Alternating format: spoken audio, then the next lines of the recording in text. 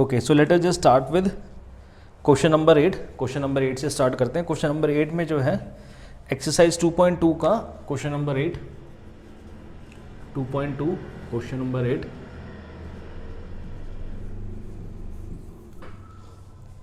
ठीक है, अच्छा क्वेश्चन नंबर 8 से नहीं, क्वेश्चन नंबर 9 से स्टार्ट कर लेते हैं, जो एज वाला क्वेश्चन है। The ages of Rahul and Harun are in the ratio 5:7। 4 years later the sum of the ages will be dash years, what are their present ages. तो इस क्वेश्चन में एज वाला क्वेश्चन है, एज वाले क्वेश्चन बहुत important है। ठीक है, रेशियो गिवन है, तो सबसे पहले हम क्या करेंगे, let the age of Rahul, ratio क्या गिवन है, राहुल का और एक पर्सन और है जिसका नाम है हरून, तो उसकी एज का रेशियो जो है, दोनों की एज का 5:7 रेशियो दिया हुआ है ना। ये रेशियो है 5:7, तो 5/7 हमने लिखा। अब रेशियो है 5:7, यानी हमें नहीं पता कि राहुल की एज कितनी है और हरून की एज कितनी है। Let the age of Rahul be 5x।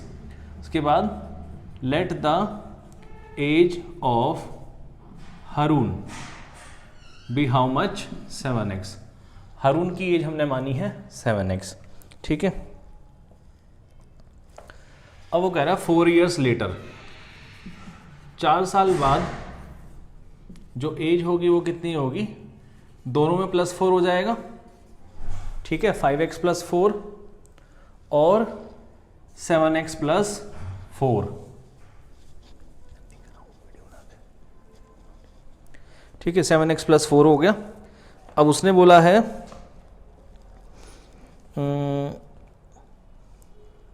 उनके जो एज है उनका सम जो है 56 हो जाएगा, तो उनकी प्रेजेंट एज क्या है ना। तो 4 साल बाद दोनों की एज का सम, यानी कि 5x + 4 राहुल की एज प्लस हरून की एज, उसका सम होगा 56। तो ठीक है, 5x और 7x ऐड करेंगे 12x, प्लस में 8। ठीक है, 4 + 4 = 8, 56। इसके बाद 12x = 56 - 8, तो ये आ गया 48। ठीक है, 12x, x की वैल्यू 4, 12 4 48 होता है, x 4 आ गया। राहुल की एज हमें बतानी है, तो राहुल की एज क्या हो जाएगी, 5x, यानी 5 × 4। ठीक है, और हरून की एज कितनी हो गई, हरून की एज होगी 7x, यानी कि 7 × 4 28। तो 20 और 28 जो है वो एज आ गई। लास्ट में स्टेटमेंट लिख देंगे, so the age of Rahul will be this much and age of Harun will be this much. ठीक है, आई होप सभी को ये क्वेश्चन समझ आ गया। क्वेश्चन नहीं समझ आया तो कमेंट सेक्शन में आप बता सकते हैं, नेक्स्ट अपकमिंग वीडियो में इसको दोबारा हम करवा देंगे। बहुत ही सिंपल है, एज वाले क्वेश्चन है। एज वाले क्वेश्चन में रेशियो अगर कभी भी गिवन है तो रेशियो को फ्रैक्शन में लिखेंगे, x और y जो भी है ना, जो भी रेशियो नंबर में गिवन है, जैसे 7:8 है, तो ये रेशियो है, ये एज नहीं है, तो किसी एक पर्टिकुलर वेरिएबल से हम मल्टीप्लाई करेंगे और इस तरह से हम वैल्यूज़ जो है ले लेंगे शुरू में। ठीक है, अच्छा इस वाले पार्ट को मैं रब कर देता हूँ।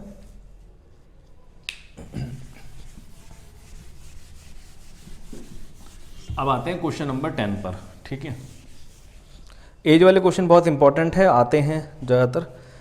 क्वेश्चन नंबर 10 में the number of boys and girls in class are in the ratio 7:5। The number of boys is 8 more than the number of girls.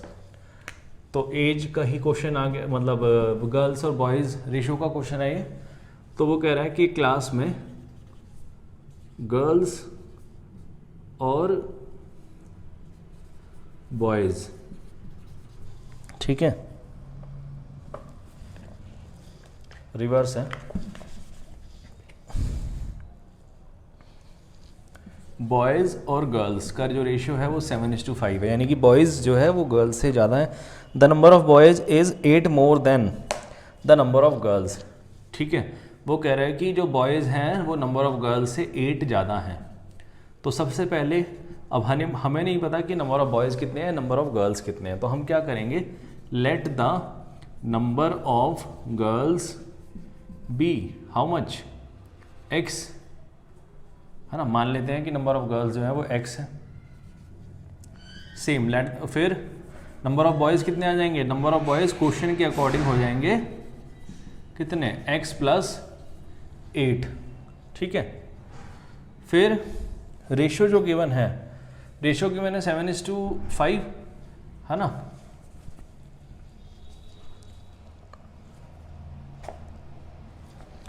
यानी कि x + 8 upon x = 7/5।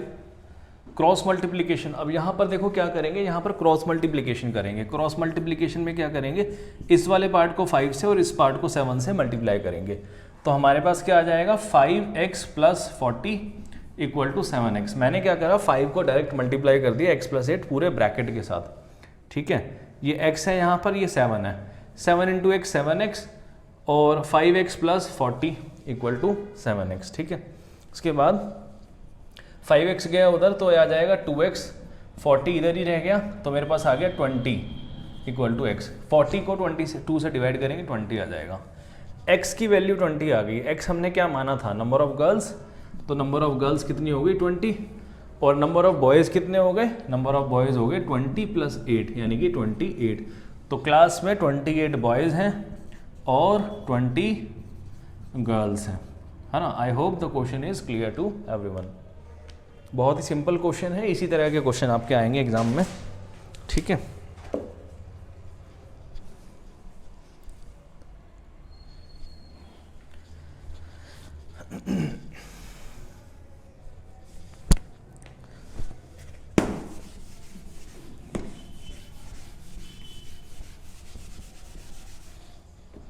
Question number 11 पे आ जाते हैं। Bhaichung's father is 26 years younger than Bhaichung's grandfather.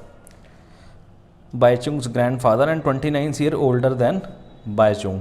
The sum of the ages of all three is 135 years. What is the age of each one of them. तो ये भी as वाला question है ना। अच्छा क्वेश्चन है, इसको रीड करना बहुत ज़रूरी है। सबसे पहले देखो एक चीज़ याद रखनी है, जब भी एज वाले क्वेश्चन करने हैं, ठीक है, तो किसी ना किसी एक को हमें लेट करना पड़ेगा, किसी एक पर्सन की एज को हमें लेट करना है, और जिस पर सारी वैल्यूज़ डिपेंड है, जिस पर दूसरे पर्सन्स की एज डिपेंडेंट है, उसी को हम एक्स मानेंगे, ठीक है। जैसे इसमें स्टेटमेंट गिवन है, Bhaichung's father is 26 years younger than Bhaichung's grandfather and 29 years older than Bhaichung. तो बाईचुंग की बात हो रही है, वो कह रहा है कि बाईचुंग के जो फादर हैं वो अपने बाईचुंग के ग्रैंडफादर से 26 साल छोटे हैं और बाईचुंग से 29 ईयर्स बड़े हैं। तो बाईचुंग की बात हो रही है तो बाईचुंग को ही हम रेफरेंस ले लेते हैं। Let the age of Bhaichung. अब बाईचुंग है कौन, कोई चाइनीज बच्चा होगा, ठीक है। तो let the age of Bhaichung be how much, x years, ठीक है। फिर बाईचुंग के फादर की एज जो है ग्रैंडफादर से 26 ईयर्स कम है, और बाईचुंग की फादर की एज क्या हो गई, बाईचुंग की फादर की एज हो गई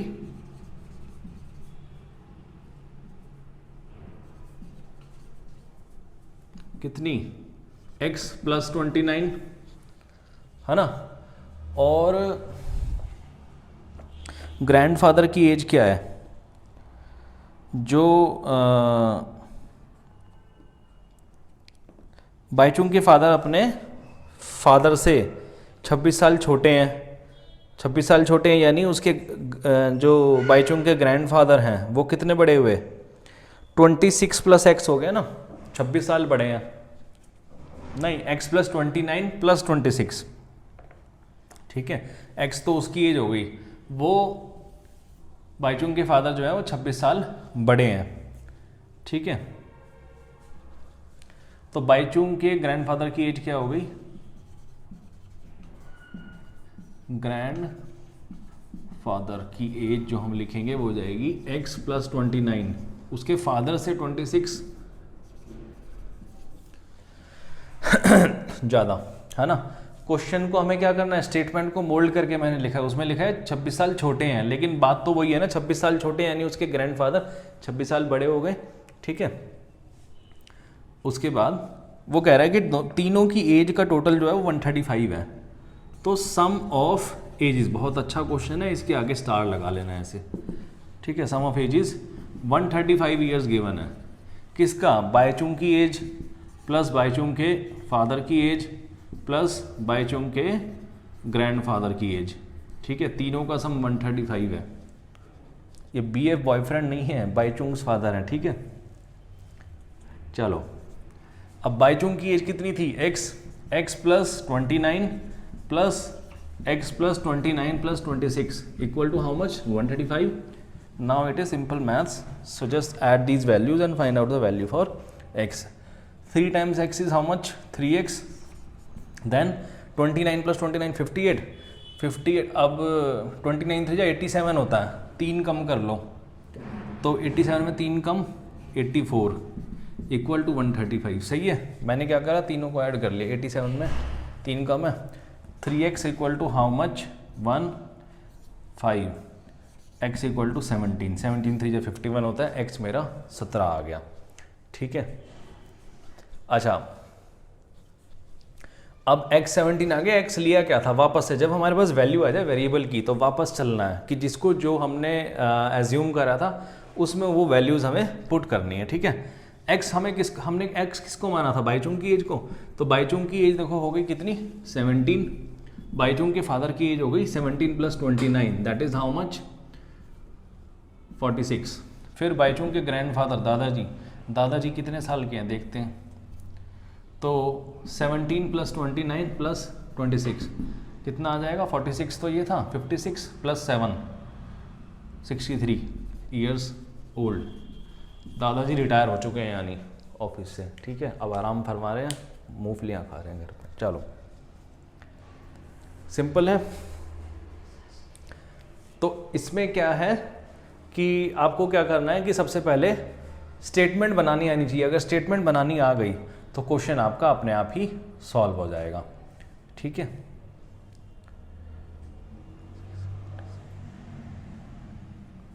चलो इसको मैं रब कर देता हूं।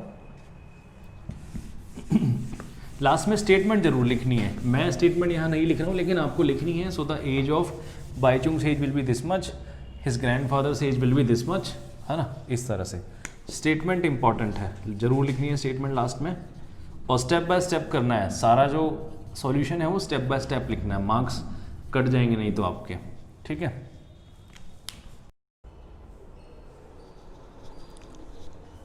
क्वेश्चन नंबर 12 पे आ जाते हैं। क्वेश्चन नंबर 12 में क्या है, वो कह रहा है 15 years from now Ravi's age will be 4 times his present age. 15 साल बाद रवि की एज जो है 4 गुना हो जाएगी अपनी प्रेजेंट एज से। What is Ravi's present age, है ना। क्वेश्चन को पहले स्टेटमेंट को बहुत ध्यान से पढ़ना बहुत ज़रूरी है। वो कह रहा है रवि की एज जो है अब से 15 साल बाद, 15 ईयर्स लेटर रवि की जो एज होगी, है ना, वो अपनी रवि की प्रेजेंट एज जो है कितने साल का वो अभी है एट प्रेजेंट, उसके 4 टाइम्स हो जाएगी, इंटू 4 हो जाएगी, ठीक है। पूछा क्या है, रवि की प्रेजेंट एज, ठीक है। तो लेट रवीज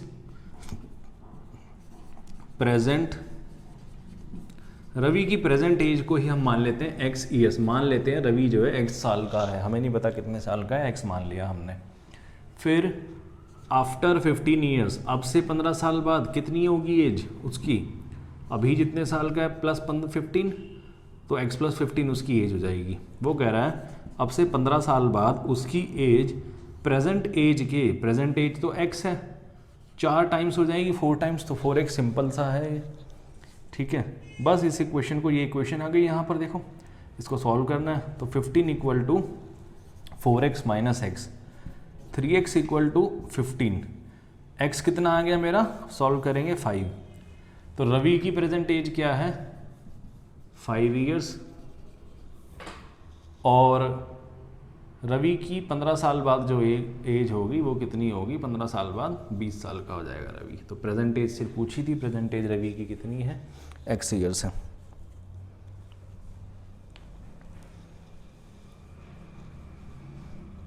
ठीक है, बस इसी तरह से करना है। क्वेश्चन नंबर ये था, आंसर नंबर 12, ठीक है। 13th पे आ जाते हैं, इसको मैं रब कर देता हूँ।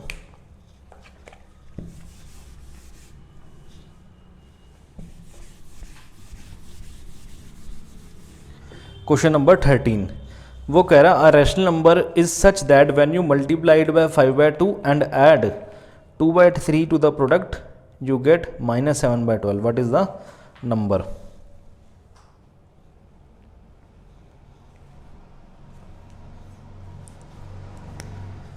वो कह रहा है कि एक नंबर इस तरह से है कि अगर उसको तुम मल्टीप्लाई करते हो 5/2 से, क्वेश्चन के अकॉर्डिंग स्टेटमेंट बनाते चलना है, ठीक है। मैंने क्वेश्चन पढ़ लिया। वो कह रहा है एक रैशनल नंबर है, a rational number is such that when you multiplied by 5/2 and add, अब रैशनल नंबर x भी रैशनल नंबर है x/1, तो 5/2 से मल्टीप्लाई करते हो और प्रोडक्ट में 2/3 ऐड कर देते हो।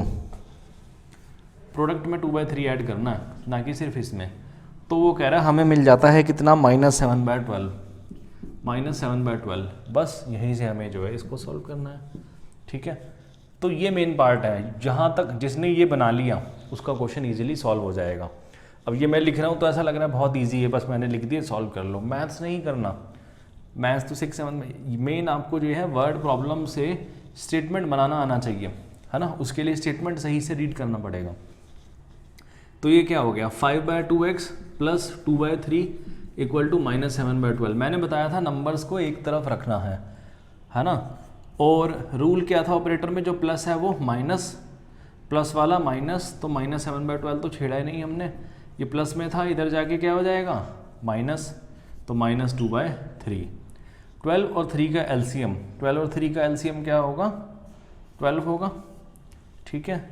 यहाँ पर -7 आ गया, यहाँ पर क्या करेंगे, 12 से 3 को डिवाइड मल्टीप्लाई। एलसीएम में कैसे करते हैं, पहले नीचे वाले से डिवाइड, ऊपर वाले से मल्टीप्लाई।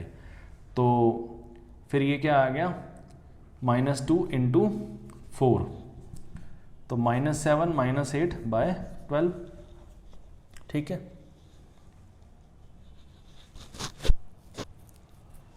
-8 और -7 यहाँ है, तो -15/12 आ गया हमारा 5/2x। x फाइंड करना है, तो x क्या हो जाएगा, -15/12। 2 यहाँ पे क्या हो रहा है, डिवाइड कर रहा है, उधर जाके मल्टीप्लाई करेगा, कट गया। यहाँ पर 5 मल्टीप्लाई हो रहा है, उधर जाके डिवाइड, तो -15, इसको यहाँ लिख देता हूँ मैं, ये आ जाएगा -15/5 × 6, ठीक है। -15/6 और 5 यहाँ, तो 5 से ये कटा, 3 ने इसको काटा, तो -1/2। देखो कैलकुलेशन है ये सिंपल, 5 3 या 15, 3 2 या 6, 2 यहाँ आया, तो -1/2 आंसर हो जाएगा। x की वैल्यू -1/2। तो वो जो नंबर लिया है रैशनल नंबर, हमारा सॉल्यूशन कितना आया है, वो रैशनल नंबर है हमारा कितना, -1/2, ठीक है।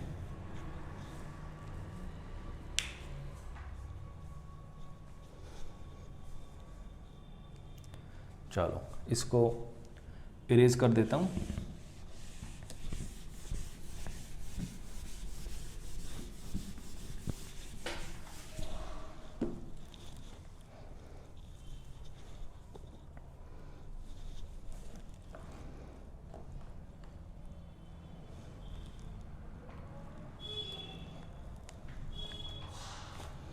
फोर्टीन्थ क्वेश्चन लिख लो, बहुत इंपॉर्टेंट क्वेश्चन है ये, करेंसी वाला क्वेश्चन है ना, या कह सकते हैं डिनोमिनेशन वाला। तो ये इनमें से एज में से और इसमें से आने के चांसेस हैं, इसमें बच्चे कंफ्यूज भी होते हैं, तो इन पे ज़्यादा ध्यान देना पड़ेगा आपको। लक्ष्मी एक कैशियर है, एक बैंक है, लक्ष्मी कैशियर है उसमें, और उसके पास डिनोमिनेशन क्या होता है, फॉर्म्स। मतलब अगर मेरे पास 100 रुपये हैं, अब वो 100 रुपये किसी भी फॉर्म में हो सकते हैं। हो सकता है मेरे पास 10 रुपीज़ के, मतलब 10 के 3 नोट्स हैं, और बाकी मेरे पास जो है एक 50 रुपीज़ का नोट है। कितना हो गया, 50 + 3 80, और बाकी जो है मेरे पास एक 20 रुपीज़ का नोट है। तो अलग अलग डिनोमिनेशन में हो गया। कॉइन्स भी हो सकते हैं इसमें, हो सकता है कि ये कॉइन हो, यहाँ पर 10 रुपीज़ के कॉइन्स हो, ठीक है। तो वैसे ही एग्जाम्पल गिवन है कि लक्ष्मी के पास जो बैंक में उसके पास, मतलब उसके ड्रॉअर में जो उसके पास एट प्रेजेंट मनी है वो 100, 50 और 10 के डिनोमिनेशन में है। तो उसके पास क्या है, 100 रुपीज़ के नोट्स हैं और 10 रुपीज़ के नोट्स हैं और 50 रुपीज़ के नोट्स हैं, ठीक है। अच्छा ये 50 बीच में लिखा है तो बीच में लिख लेते हैं इसको, क्योंकि रेशियो में प्रॉब्लम हो जाएगी नहीं तो। 50 और 10 रुपीज़ के नोट्स। अब वो कह रहा है कि क्वेश्चन में जो डिनोमिनेशन का रेशियो है, यानी कि 100 रुपीज़ के जो नोट्स हैं, 50 रुपीज़ के जो नोट्स हैं और 10 रुपीज़ के, उनका रेशियो 2:3:5 है। तो हम लेट कर लेते हैं सबको, let the number of 100 rupees notes be how much, 2x। वैसे ही 50 रुपीज़ के जो नोट्स हो गए वो 3x, और वैसे ही 10 रुपीज़ के जो नोट्स हो गए वो 5x। और वो कह रहा है कि तीनों मिलके, तीनों जो अमाउंट है, अब एक इक्वेशन बनाएंगे अमाउंट के लिए, वैल्यू के लिए, है ना। 2x कॉइन्स है उसके पास 100 रुपये के, 100 रुपये के नोट कितने हैं उसके पास, 2x। अब वो 2x कितने भी हो सकते हैं। 50 रुपीज़ के नोट्स हैं उसके पास 3x, 10 रुपीज़ के नोट जो उसके पास अभी है कैशियर के पास वो है 5x। अच्छा अब ये तो हो गया, कितने हैं वो,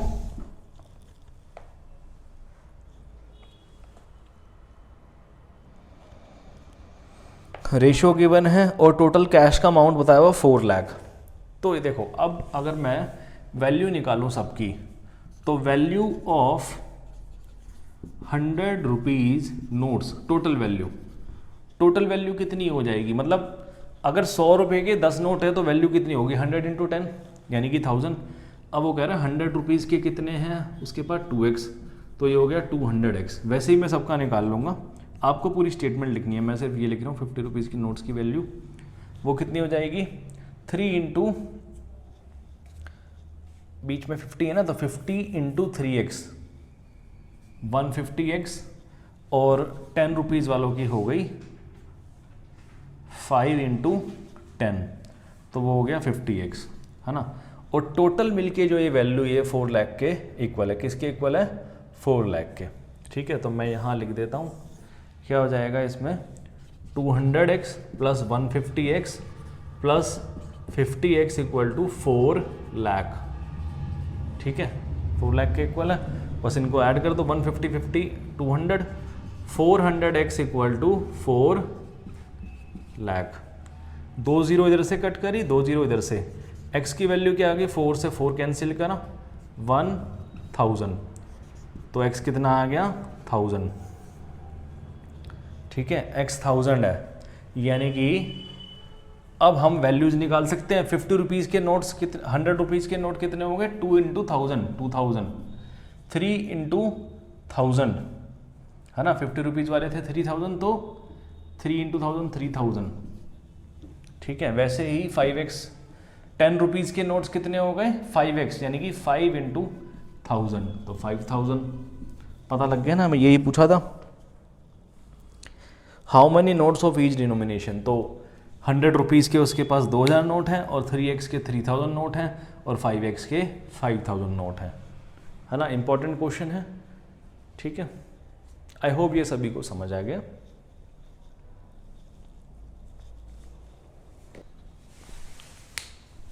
ठीक है, अब आ जाते हैं क्वेश्चन नंबर 14 हो गया। क्वेश्चन नंबर 15 पर आ जाते हैं। I have a total of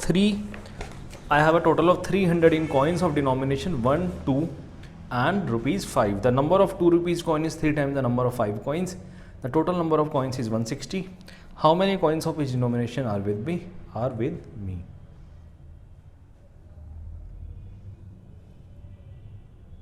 ठीक है, अब इसमें देखो 2 इक्वेशन हम बनाएंगे, एक वैल्यू के लिए बनाएंगे और एक नंबर ऑफ कॉइन्स के लिए बनाएंगे नेक्स्ट क्वेश्चन में।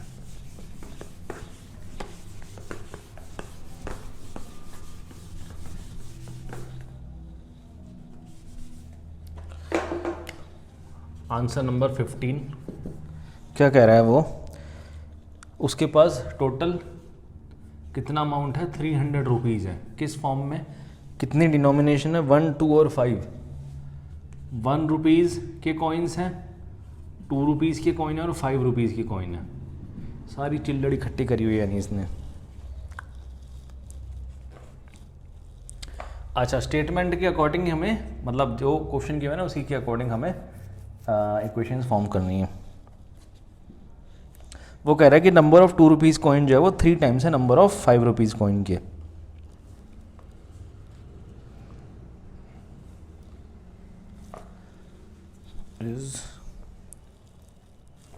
तो सबसे पहले एक्स को इसको ही मान लेते हैं, 5 रुपीज़ वाले कॉइन को मान लेते हैं एक्स कॉइन्स हैं।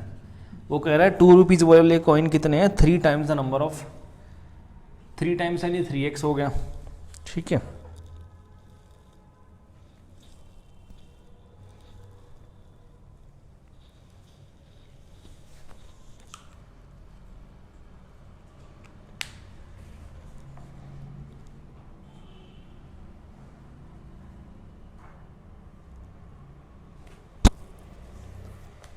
अब देखो 1 रुपये के कॉइन कितने हो जाएंगे, टोटल कॉइन कितने हैं, 1 रुपये के कॉइन प्लस 2 रुपये के कॉइन प्लस 5 रुपीज़ के कॉइन जो है टोटल मिलके 160 कॉइन है उसके पास, ठीक है।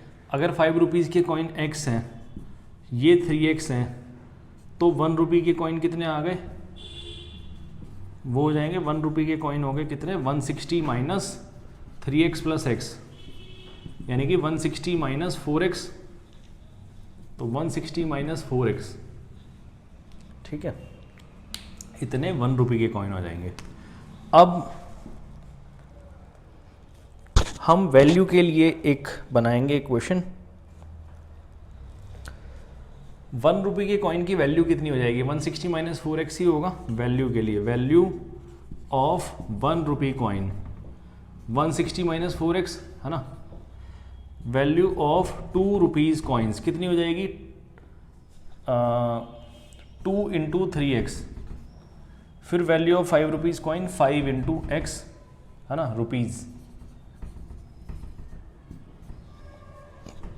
ये तीनों मिलकर किसके इक्वल होगा, तीनों मिलकर इक्वल होगा 160 minus 4x plus 6x plus 5x equal to 300। इसको सॉल्व करेंगे, ये आ गया 160, ये 2x है plus 7x equal to 300, 7x equal to 160, तो 140 आ गया यहाँ पर। 300 में से मैंने 160 को माइनस करा, जो यहाँ प्लस हो रहा है वो उधर जाके सब्ट्रैक्ट हो जाएगा, ठीक है। सब्ट्रैक्ट करा 140 आ गया। अब x की वैल्यू मेरी 140/7, यानी कि x की वैल्यू आ गई मेरी कितनी, 20, तो x मेरा 20 आ गया, ठीक है। अब x 20 आ गया मेरा, तो 1 रुपये के कॉइन कितने हो गए मेरे पास, 160 माइनस 4 इंटू 20, यानी कि 160 माइनस 80 कॉइन्स हो गए 1 रुपये के। 2 रुपीज़ के कॉइन कितने हो गए नंबर में, 3 इंटू 20 60, और 5 रुपीज़ के कॉइन कितने हो गए, 80 प्लस 60 40, तो 120। कैसे, क्योंकि टोटल नंबर ऑफ कॉइन कितने थे, 160 थे, ठीक है।